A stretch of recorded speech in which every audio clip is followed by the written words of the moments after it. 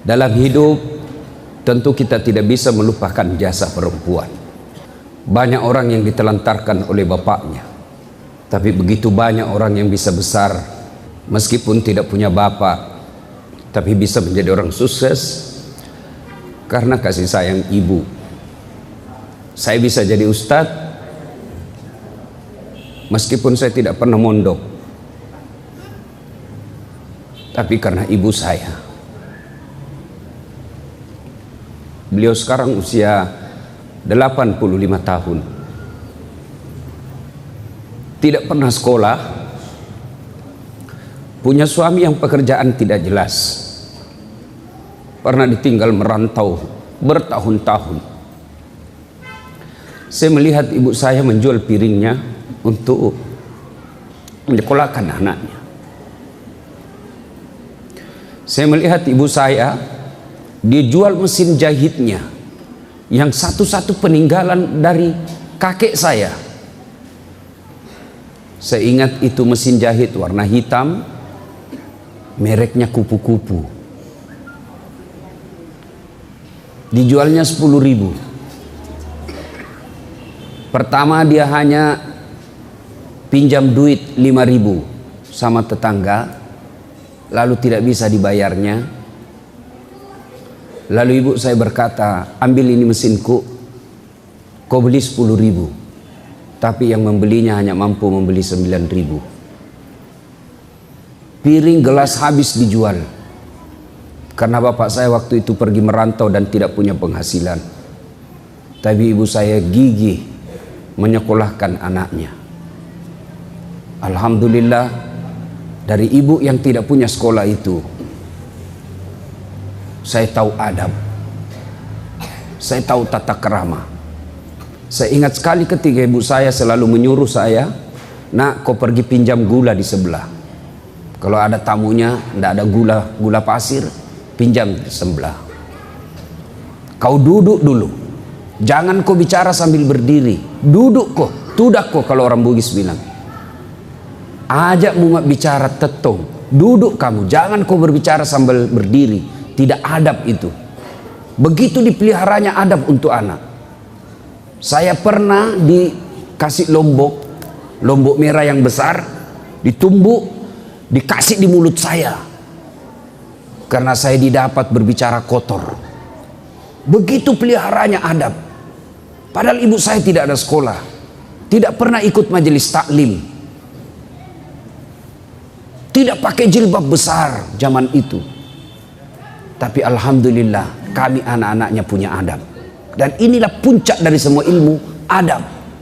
Tidak ada gunanya tinggi fikih, tasawuf, tadarrus, kau tidak punya adab, tidak ada gunanya itu semua. Dan alhamdulillah ibu saya mampu menanamkan itu. Tentu kita heran, kenapa ibu-ibu sekarang tinggi sekolahnya, fasilitas di rumah lengkap, suaminya punya gaji bulanan, sopirnya pun ada, mau ke pasar juga diantar. Dua anaknya kok tidak bisa dididik. Ini tentu menjadi koreksi buat kita semua. Kok ibu-ibu bisa begini sekarang? Zaman dulu masak aja susah, tapi berhasil menjadi anaknya menjadi Buya Hamka, menjadi anaknya seperti pendiri pesantren ini. Lalu kenapa kita sekarang yang mapan, ekonomi bagus, rumah baik, ber-AC, kendaraan baik, pekerjaan tiap bulan dapat gaji, anak kita cuma 2 kok berantakan? Ini tentu koreksi buat kita semua. Ibu-ibu yang saya muliakan, dalam Islam perempuan tidak bisa dinafikan perjuangannya. Dalam Islam perempuan tidak bisa dilupakan jasa-jasa besarnya. Ibu-ibu, usia berapa Rasulullah diangkat menjadi Rasul? Berapa? 40. Berarti Siti Khadijah umurnya waktu itu berapa? Berapa? 65 tahun. Saat itu Rasulullah pulang dari Gua Hira. Lalu Rasulullah berkata, wahai istriku, selimuti saya, saya kedinginan. Ibu-ibu, kira-kira kalau suaminya menghilang 3 hari tidak ada kabar, lalu pulang kedinginan, Bu, selimuti saya. Kira-kira apa jawaban ibu? Hah? Apa jawaban ibu? Selimuti saya. Apa kira-kira ibu langsung ambil selimut? Tidak, diinterogasinya suaminya. Dari mana kau? Dari mana kau tiba-tiba kedinginan? Mana handphonemu? Maka semestinya istri yang baik tidak banyak bertanya ketika datang suaminya, dari mana kamu? Tapi dia akan berkata, sami'na wa ata'na. Saya dengar dan saya taati. Istri yang baik, pulang suaminya mau cari nafkah atau dapat nafkah, maka dia akan bertanya, bang, apa yang kau butuhkan sebelum kau tidur? Itu dong. Cuma ini sekarang perempuan kan banyak dirusak otaknya dengan emansipasi. Akhirnya tinggi sekolahnya, tidak bahagia dalam rumah tangga. Maka istri yang baik seperti Khadijah, tidak banyak tanya ketika perintah suami. Maka jangan heran perempuan dulu setelah menikah tidak banyak pertanyaannya, betul-betul dia nafdikan hidupnya untuk anak dan suaminya, sehingga perempuan dulu insya Allah gampang masuk surga. Kenapa dia gampang masuk surga? Betul-betul diabdikan untuk rumah tangga. Coba lihat perempuan sekarang, gelar bertumpuk, pekerjaan banyak, tapi anaknya tidak bisa dididik. Iya toh? Masih usia 3 tahun, kasih apa? Guru. Dia kasih gurunya. Apa sih sekolah itu yang kecil-kecil? PAUD. Saya punya anak, saya tidak kasih sekolah, tidak usah PAUD. Kau itu tugasmu sebagai istri. Masa kau kasih orang lain untuk didik anakmu? Tidak usah PAUD. Nanti 7 tahun, kita dulu juga 7 tahun baru sekolah belajar A, B, C, 1 tambah 1, 2. Usia 7 tahun itu. Sekarang anak-anak masih 2 tahun sudah diambil gurunya. Kapan sama ibunya? Maka jangan heran anakmu tinggi sekolah banyak duitnya, tapi tidak punya sopan santun sama orang tuanya. Subhanallah. Ya, ibu kenal Khadijah? Tahu Khadijah ibu? Tahu Khadijah? Itu Khadijah ibu. Ini karena ibu-ibu yang banyak maka nasihat buat ibu-ibu. Tahu Khadijah? Khadijah ibu, itu Khadijah sebelum menikah dengan Rasulullah, dia adalah orang yang paling kaya di Mekah. Paling kaya di Mekah waktu itu. Kekayaannya 2/3 barang-barang mewah di Mekah miliknya Khadijah. 2/3 barang mewah di Mekah miliknya Khadijah. Subhanallah. Tapi ketika setelah menikah dengan Rasulullah, beliau miskin. Dan ingat, ketika Rasulullah Khadijah sakaratil maut, itu baju yang dipakai bu, baju yang dipakai Khadijah 8 kali tambal. Tahu tambal ibu? Hah? Koyak, robek, dikasih kain. Iya toh? Tapi hebatnya di bajunya Khadijah, tambalan ke-8-nya tidak lagi pakai kain. Pakai apa? Pelepah daun kurma. Kenapa? Sudah habis kainnya Nabi.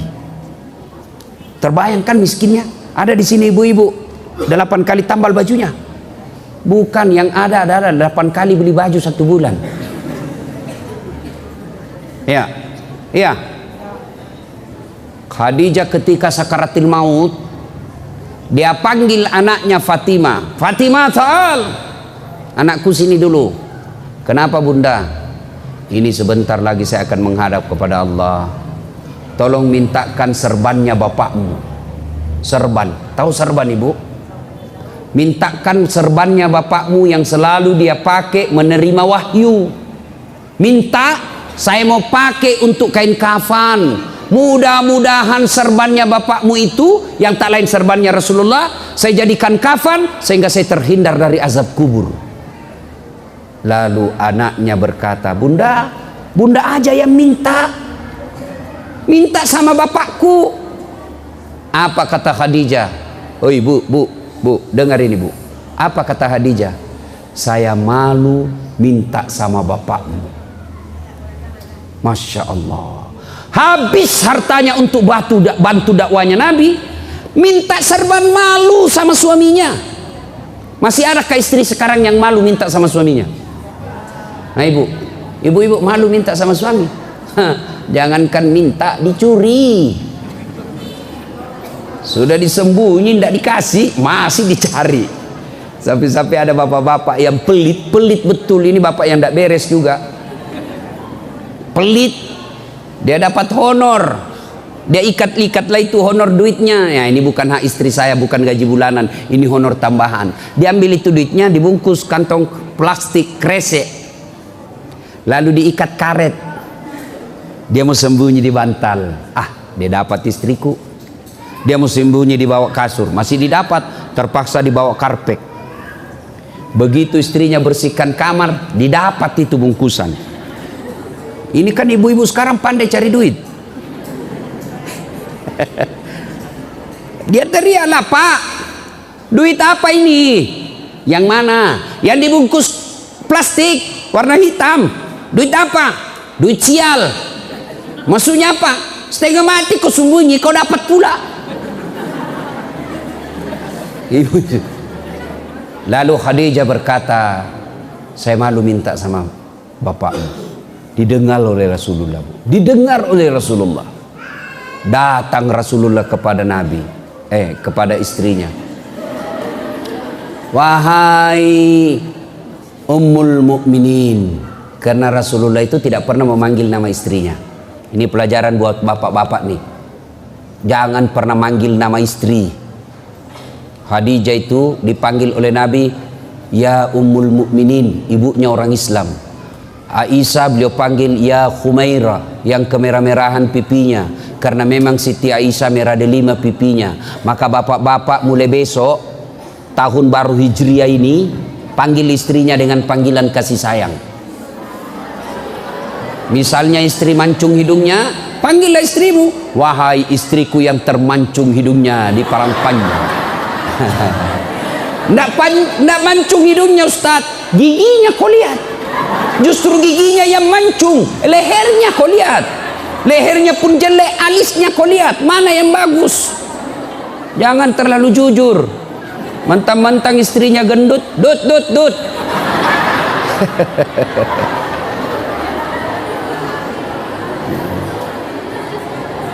Datang Nabi, wahai ibunya orang Islam, habis hartamu untuk bantu saya dakwah. Ketika Nabi diboikot 3 tahun, diboikot saat awal-awal Islam dakwah, itu kan diboikot itu Bani Hashim. Tidak boleh bertransaksi dengan Bani Hashim, tidak boleh bekerja sama dengan Bani Hashim. Puluhan orang Islam yang wafat waktu itu.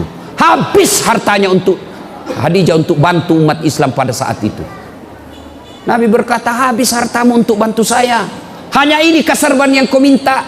Ya Rasulullah, sebentar lagi ajal menjemput. Saya minta mudah-mudahan engkau mau memberiku kain serban.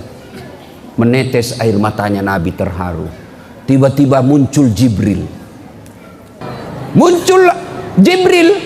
Lalu Jibril berkata kepada Nabi, karena Jibril tidak bisa bicara kepada Khadijah. Jibril hanya boleh berbicara kepada Nabi dan Rasul. Ya Muhammad, sampaikan kepada Khadijah ada salam dari Allah Subhanahu wa ta'ala. Masya Allah, Khadijah Allah titip salam kepadanya. Apa enggak bangga ibu? Saya saja pernah dapat ucapan selamat hari raya dari Pak JK Yusuf Kalla. Bu, bangga saya bu. Kepada yang terhormat Dasat Latif, Wakil Presiden Republik Indonesia, dengan ini mengucapkan selamat Hari Raya Idul Fitri. Mohon maaf lahir dan batin. Taqabbalallahu minna wa minkum, taqabbal ya karim. Salam hormat Muhammad Yusuf Kalla, Wakil Presiden Republik Indonesia.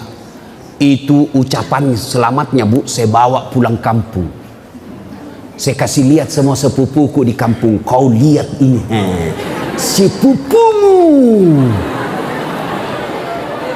Coba, itu baru kartu lebaran kita sudah bangga. Wakil presiden, padahal wakil presiden ada habis jabatannya. Bagaimana kalau Allah yang titip salam? Dan itu Allah titip salam kepada Khadijah. Lalu Jibril pun berkata lagi, ya Muhammad, sampaikan kepada Khadijah ada salam dari Allah, dan Allah telah menyediakan Khadijah istana dalam surga. Masya Allah, sudah surga, istana lagi. Sudah dalam surga, sudah kenikmatan, tambah lagi istana. Istananya, kata Jibril, sampaikan kepada Khadijah, Allah sediakan istana dalam surga yang terbuat dari mutiara. Ibu tahu mutiara? Tahu mutiara?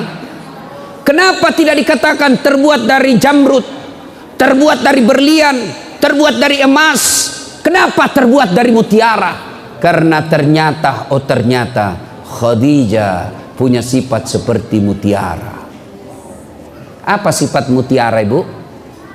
Mutiara hidup di dasar laut. Ada masuk pasir, ada masuk kerikil-kerikil dalam perutnya. Dia tutup ke cangkangnya. Bayangkan, perut mutiara itu kan daging yang lembut. Tutup cangkangnya, masuk pasir, masuk kerikil, pasti sakit kan?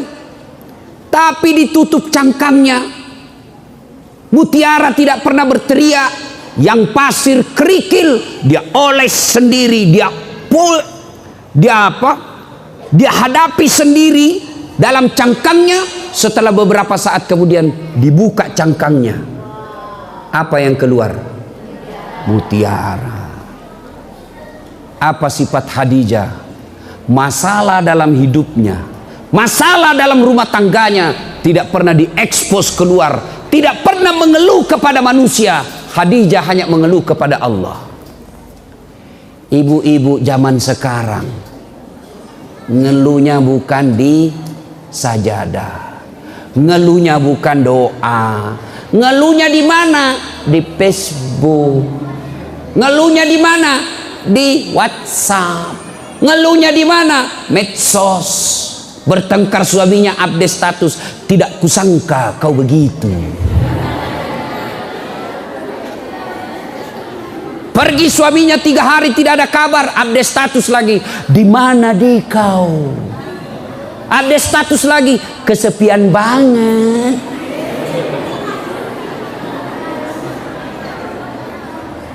Apa dilarang perempuan ngeluh? Tidak. Apa dilarang perempuan berkeluh kesah? Tidak. Tapi jangan berkeluh kesah kepada manusia, berkeluh kesahlah kepada Allah. Bu, suami pergi cari nafkah, hasil tidak sesuai keinginan, anak mau sekolah, ibu tidak usah ngeduh di Facebook. Andai ku tahu penghasilanmu seperti ini, tidaklah aku menerima lamaranmu. Apalagi tidak menerima, kau sudah punya anak 2. Tapi dia mengeluh kepada Allah, ya Allah, Engkau yang mengatur rezeki suamiku, kami membutuhkan tambahan penghasilan. Engkau yang maha kaya. Jika rezeki suamiku masih di atas langit, turunkan. Jika masih dalam tanah, munculkan. Jika masih jauh, dekatkan. Jika masih sedikit, cukupkan. Yang lebih penting dari itu, ya Allah, berkahkan penghasilan suamiku. Amin ya rabbal alamin. Sudah itu dia WhatsApp suaminya, dia SMS suaminya, bang, jangan galau mencari nafkah. Jika rezekimu memang sudah itu, maka jangankan diambil orang, tertukar saja tidak. Rezeki takkan kemana. Jangan galau dan menghalalkan segala cara. Baru aja aku doakan dalam sholat duhaku, semoga Allah merahmati penghasilanmu. Salam sayang selalu dari istrimu di rumah. Nyaman.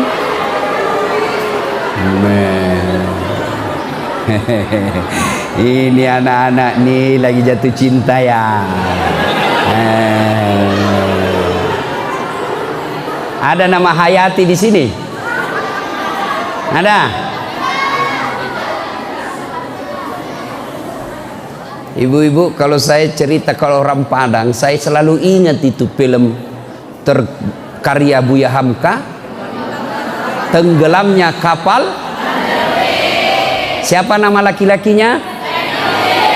Siapa nama ceweknya? Hayati. Aku akan bawa cintaku sampai mati. Inilah laki-laki kalau lagi jatuh cinta. Aku akan mengikutimu. Kemana kau pergi aku ikut. Kau ke gunung aku akan mengikutimu. Gunung kan kudaki, lautan ku seberangi, masjid kau lewati. Dek, cewek. Halo Ahwat. Jangan kau percaya kalau cowok lagi jatuh cinta. Jangan. Bohong itu. Satu-satunya makhluk yang tidak boleh kau percaya laki-laki ketika dia jatuh cinta. Bohong itu. Semua enak-enak dia bilang. Dia bawakanlah kau coklat, dia bawakanlah kau bunga. Malam sebelum tidur, adindaku sayang, gimana kabarmu di sana? Aku menunggumu di sini kesepian. Pret.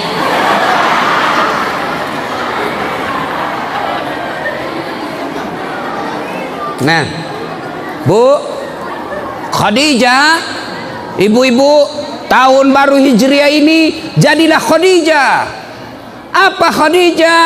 Patuh dan taat sama suami, lalu tidak pernah mengeluh kecuali hanya kepada Allah.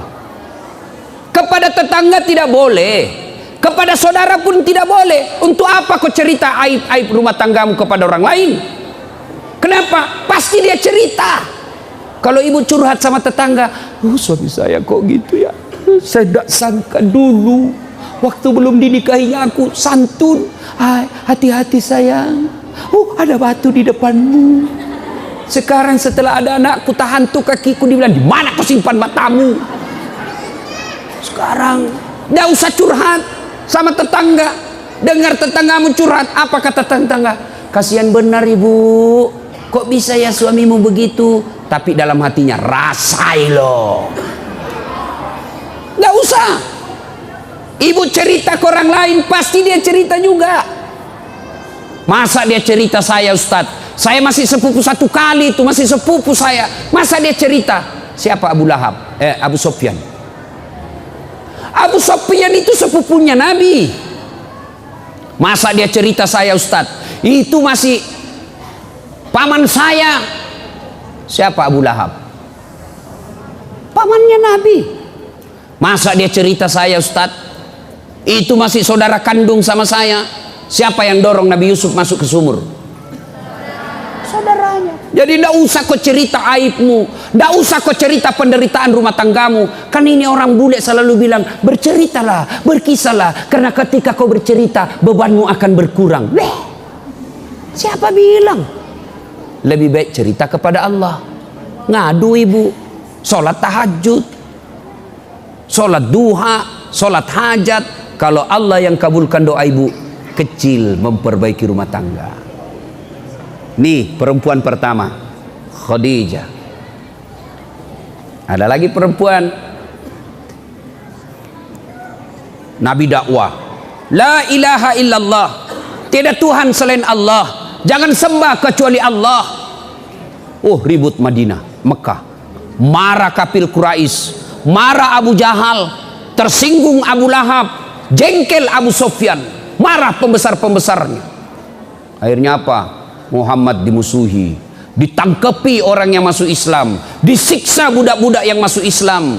Salah satu budak yang disiksa hidup-hidup namanya Sumayyah. Ada yang tahu siapa Sumayyah? Ini ibu-ibu bapak guru, perkenalkan ini tokoh Sumayyah kepada adik-adik santri kita, santriwati, supaya dia punya sifat seperti Sumayyah. Sumayyah kan budak, hamba sahaya. Beda pembantu dengan hamba sahaya ibu. Kalau pembantu itu punya hak, digaji tiap bulan, dia dilindungi, itu pembantu.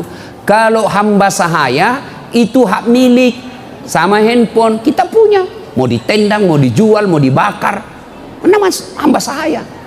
Nah, ini Sumayyah hamba sahaya, ditangkap satu keluarga. dicebur dalam tanah, dikubur dalam tanah sampai di leher. Suaminya, anaknya dijemur berhari-hari. Apa?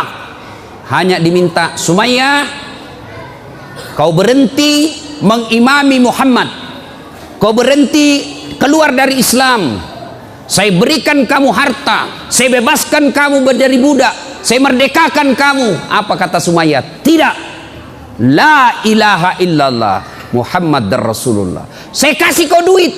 Tidak. La ilaha illallah Muhammad Rasulullah. Saya kasih kau rumah. Tidak. La ilaha illallah Muhammad Rasulullah. Tidak goyang imannya. Akhirnya Abu Jahal jengkel, kurang ngajar ini budak ini. Sudah, tanam hidup-hidup sampai di leher, dilempari, menderita. Besoknya dilepas, lalu diikat di tiang, dijemur lagi. Lalu Abu Jahal membujuk Sumayyah. Sumayyah, saya tahu kenapa kau terlalu percaya sama Muhammad. Kau tidak pernah bisa meninggalkan Muhammad karena Muhammad gagah. Kamu pasti jatuh cinta sama Muhammad. Marah Sumayyah, dia kumpul semua liur yang ada di mulutnya, diludahi itu. Mukamu tidak lebih hina dari kotoran onta. Bayangkan bangsawan Mekah waktu itu diludahi mukanya oleh budak, itu penghinaan yang luar biasa. Marah Abu Jahal, diambil tombak, lalu ditombaklah Sumayyah berkali-kali di dadanya. Wafat tergantung dalam ikatannya, diikat dalam kayu, di kayu, lalu wafat Sumayyah dengan tombak ada di badannya. Perempuan Islam, orang yang pertama mati sebagai tumbal mempertahankan la ilaha illallah, bukan kaum laki, tapi apa? Kaum wanita, perempuan, dialah Sumayyah. Maka ibu-ibu, ajarkan akidah kepada anak-anak. Nak, kau menikah, jangan lihat kerjaannya, jangan lihat pekerjaan pangkatnya, ndak usah lihat sukunya, tapi lihat agamanya. Kalau agamanya baik, biarlah dia pegawai honor, insya Allah bertanggung jawab. Belajar dari Zainuddin dan Hayati. Kata Mama Nini, apa kau mau menikah dengan Zainuddin? Ndak jelas sukunya, ndak jelas asal usulnya. Nah, ditolak karena kesombongannya suku. Iya kan? Jangan lihat suku, jangan lihat pendidikan semata. Yang utama agama. Ajarkan itu kepada anak. Akidah namanya itu. Ibu boleh ajarkan akidah dengan cara lagu. Ibu-ibu dulu, ibu saya memperkenalkan Rasulullah melalui lagu. Lagu apa? Pada zaman dahulu kala, pada zaman sambil cuci piring itu. Pada zaman jahiliyah. Saya dengar dari belakang sambil saya tanya, kenapa mak zaman jahiliyah? Dia lanjut laginya. Lahirlah seorang Rasul yang terakhir dan mulia. Saya tanya lagi, siapa namanya mak? Nabi terakhir? Nabi Muhammad namanya. Siapa nama ibunya? Siti Aminah ibunya. Siapa bapaknya? Abdullah nama ayahnya. Di mana tinggal? Di Padang atau Makassar? Madinah tempat tinggalnya. Terus kenapa mak? Dia lanjut lagi lagunya. Setelah dewasa diangkat menjadi Rasul. Saya tanya, siapa yang angkat mak? Pak Camat atau Pak Lurah? Oleh Allah yang kuasa. Allah itu siapa mak? Pencipta alam semesta. Itu ibu-ibu dulu lagunya kalau maulid itu yang begitu. Bulan Isra Mi'raj lagi, nyanyi lagi. 27 Rajab Nabi Muhammad diisrakan dari Masjidil Haram ke Masjidil Aqsa.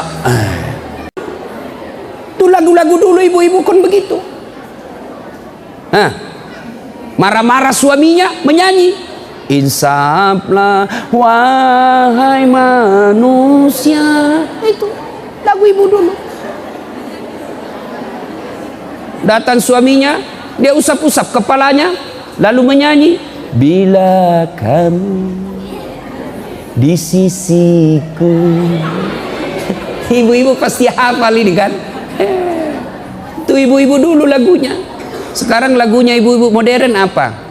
Pulang apa dulu? Begini dulu, datang suaminya nyanyi dia. Apa lagunya? Lalai lalai lalai, panggil aku si Jamlai. Abang jarang pulang, aku jarang dibelai.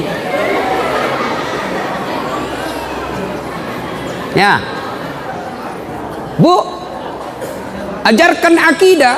Anak-anak kan sekarang senang lagu, iya toh? Senang lagu itu anak-anak. Ajarkan lagu, tapi lagu-lagu yang ada akidah. Ada kan lagu kita dulu waktu kecil. Apa lagunya zaman kecil dulu? Topi saya bundar, bundar topi. Kalau bukan hasil guru TK. Nah, kalau guru akidah dia ganti itu lagu. Tuhan saya Allah, Allah. Kalau bukan bukan Tuhan saya. Nah, itu ada manfaatnya akidah. Topi saya bundar. Ya namanya topi. Ya pasti bundar karena kepalamu bundar, kecuali segi 4 kepalamu.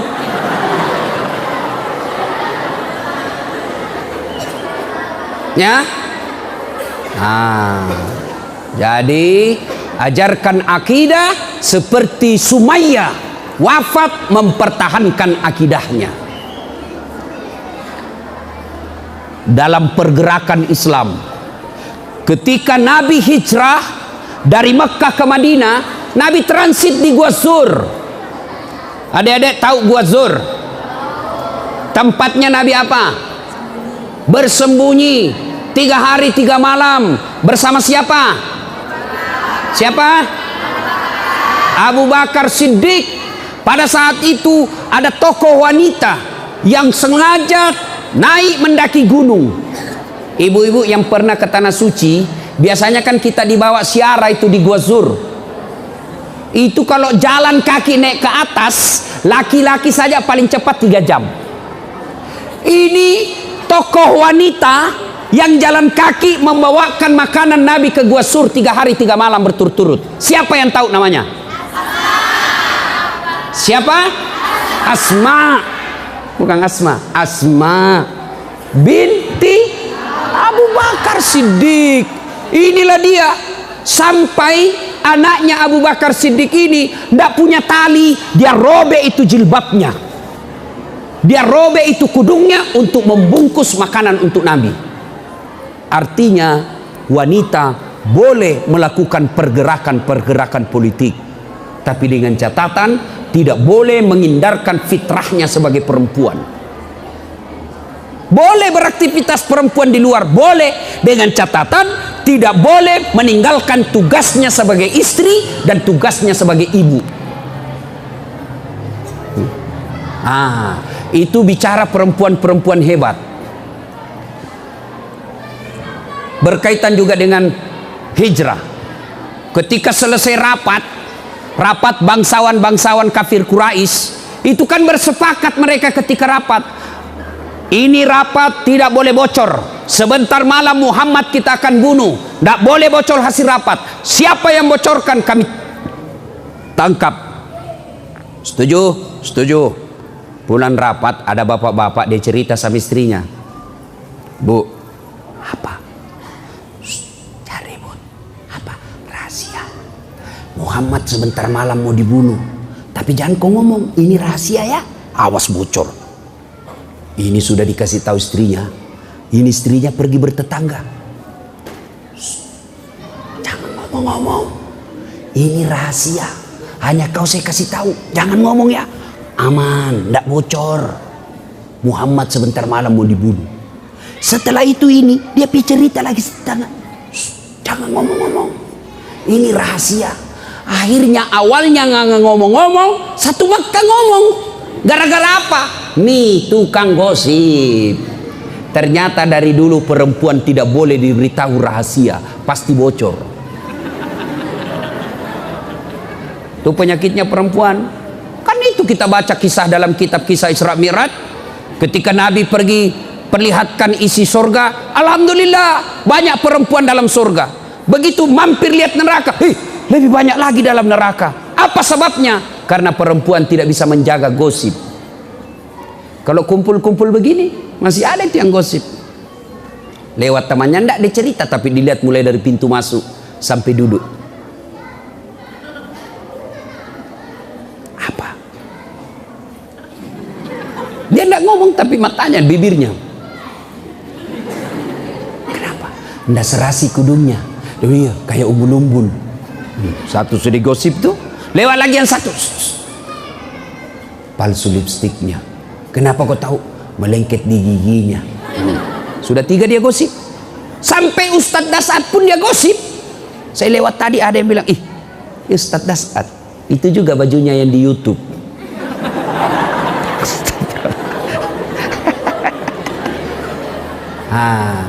Bu, kata Nabi, ada 6 sifat yang menghancurkan amalmu. Dia hancurkan tadarusmu, dia hancurkan tahajudmu, dia hancurkan Senin Kamismu, dia hancurkan semua amal-amal kebaikanmu. Ada 6 kata Nabi. Satu di antara 6 penghancur amal itu kata Nabi, qillatul haya, kurang rasa malu. Berikutnya, Nabi pernah jalan ke suatu tempat.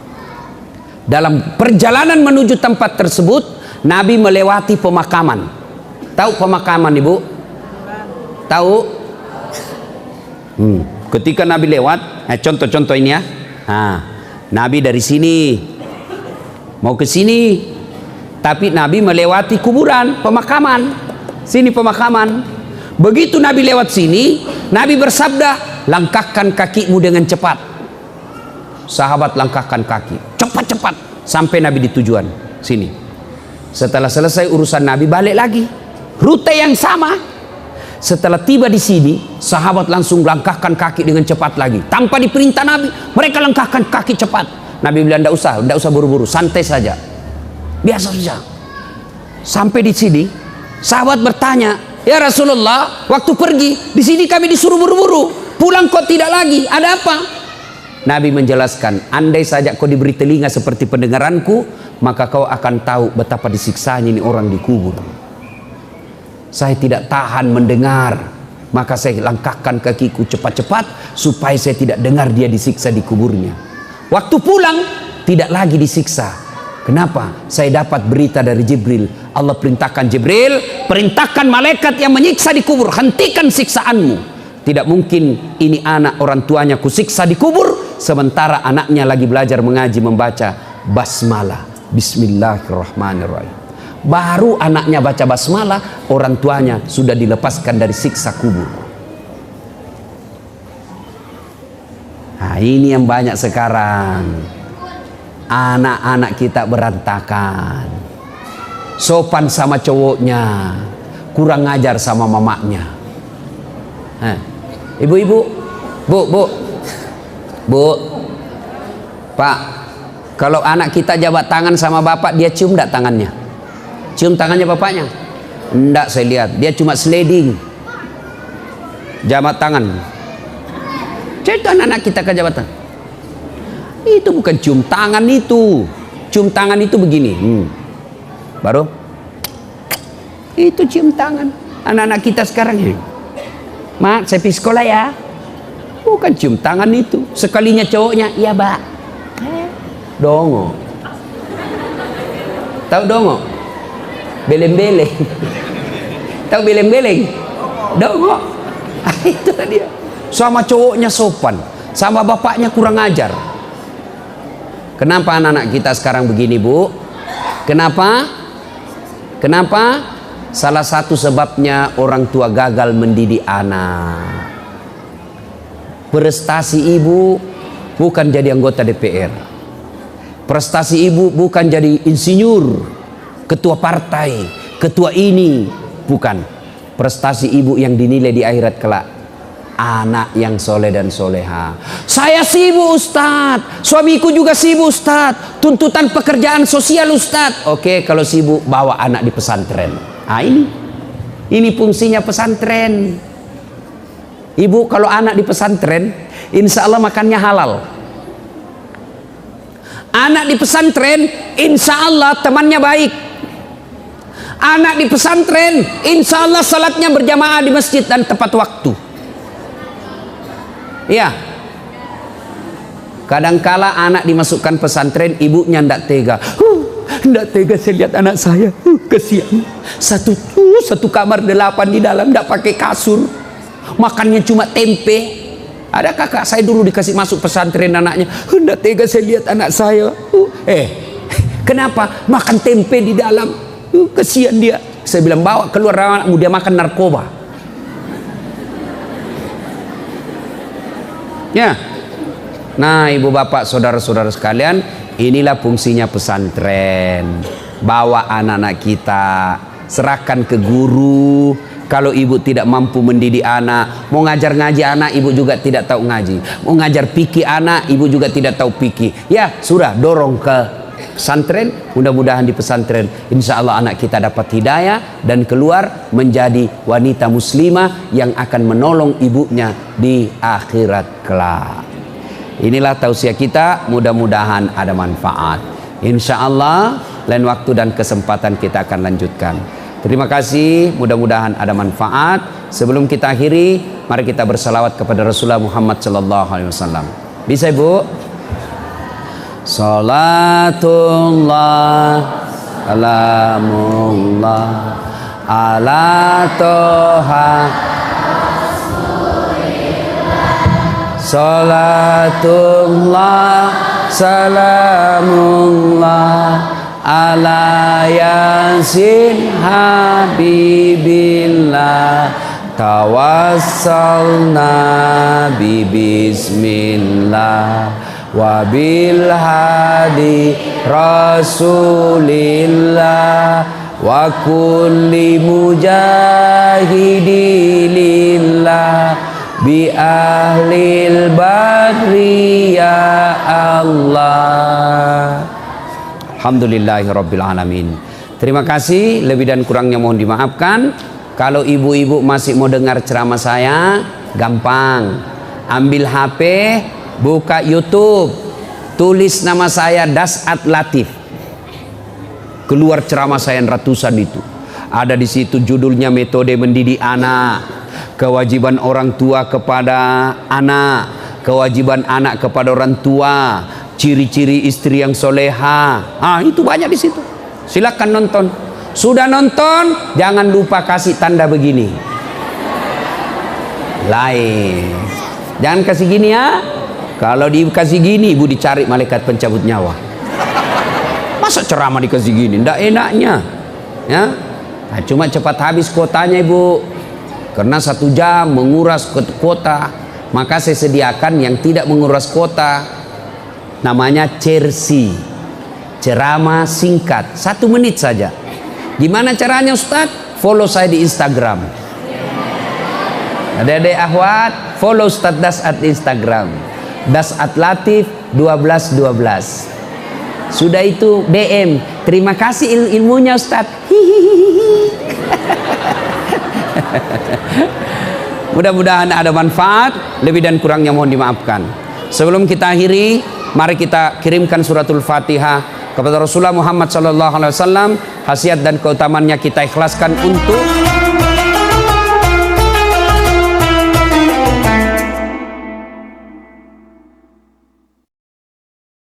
Jangan lupa like, comment, and di-share video ini. Jangan lupa subscribe channel Ustadz Das Ada Latif.